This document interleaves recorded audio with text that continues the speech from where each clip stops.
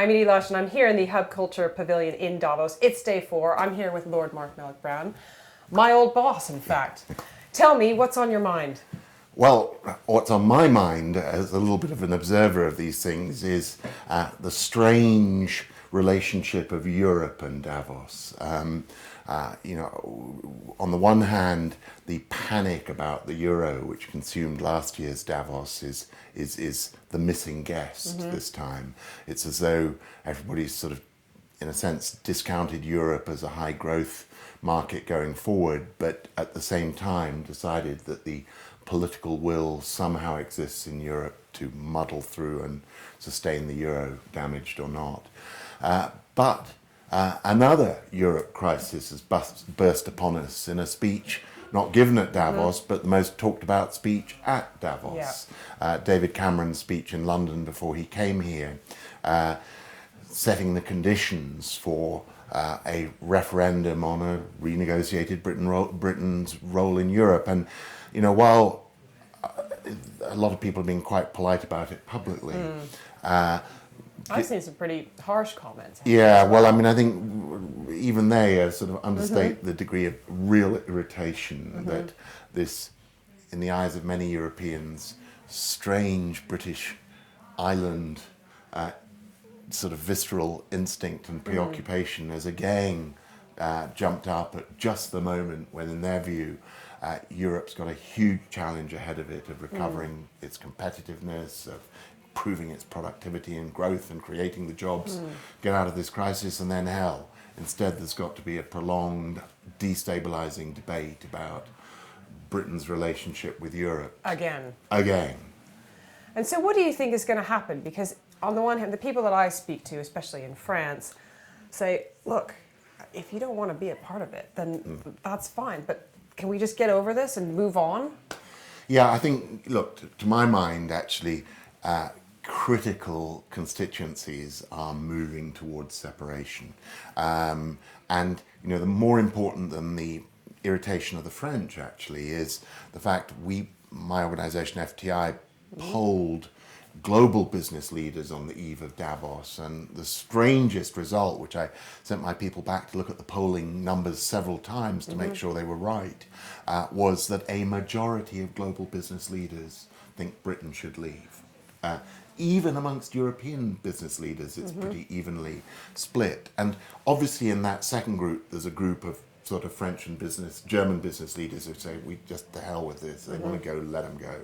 But I think there's something broader at play here, which is, you know, this has been a rough ride for Europe. A lot of global business leaders from the US or Asia really despise the sort of regulatory unpredictability of Brussels and its heavy-handedness, and rather relish the idea of what one might call one Europe, two systems, to misquote Hong Kong's relationship with China, because they think, well, it'd be great. Look, if we've got Britain, which is going to have an Anglo-Saxon-like financial market regulation, although I'm not sure it will after its own crises, but nevertheless, a system bound by English rule of law, and from that we can make our investments into Europe. I think it'll be quite attractive. So I think business is moving, the sort of rejectionists of Britain in Europe are moving, but you know, I think what Britain has to take stock of is what a sadly reduced political figure it'll be on the world stage if it continues with this. You know, no more British prime ministers getting invitations to keynote addresses at Davos. They'll be lucky if they're given a place at the end of a panel in a small side room in future, because, you know, this may trigger a series of events which accelerate Scotland's departure from Britain. A Britain alone will, in a sense, you know, mimic Switzerland. It'll stand for good humanitarian values. It'll be a great place to do business, but the political voice of a mouse on the world stage. And as we become a more integrated world and we return to, if you like, trading blocks, in a way, its power is greatly reduced to do any kind of a bilateral negotiation between Britain and China has much smaller weight than the EU and China, for Yes, example. absolutely. Look, I as a British minister was responsible for our relations with China at one point, and we were back in the queue behind the Germans and the French, and we had to get the EU to carry a lot of our agenda because the Chinese just didn't have the bandwidth for us alone. So what are we going to see now, a massive campaign to come through to? I think so, but as I say, the assumption that all sensible people will automatically line up behind Britain staying in Europe is, I think, misplaced. As I say, I think,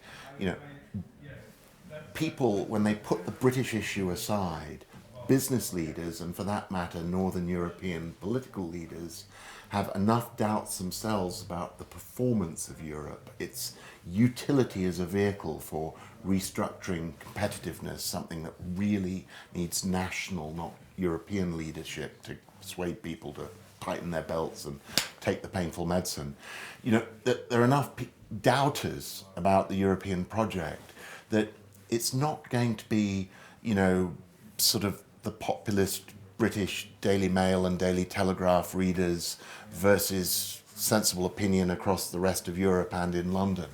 There really are genuine debates opening up about what future Europe would look like. I mean, for my own taste, it'd be much better if Britain could have, made it clear it was staying in and then tried to lead that debate from inside, because I think it would have had lots of allies in Northern Europe, in business circles, for a much lighter Europe, Central Europe, with a lot more power returned to governments. That's a debate Britain could have won. A debate about do this or Britain withdraws, maybe a debate Britain loses. Much scarier prospect. Lord Malloch Brown, thank you so much for coming into the Hub Culture Pavilion here in Davos, and I'm Edie Lush.